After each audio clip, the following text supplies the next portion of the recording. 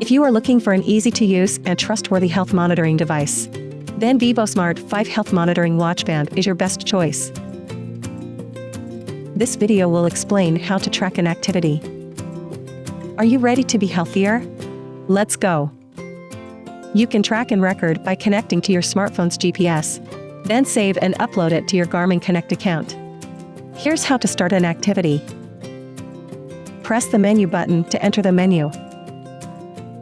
Select Activities. Choose a sport. In sports, only walk, run, and bike can connect to mobile GPS.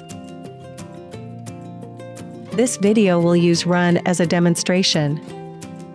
Because this bracelet does not have a built-in GPS chip, it must be connected to a smartphone to use GPS to record the inactivity's trajectory. If you don't have your phone with you when exercising, you can also click the X symbol at the top of the screen. Skip the steps to connect to your phone's GPS. In this video, we will be connecting to mobile's GPS. Once the watch connects to smartphone's GPS, click the screen again to start exercising.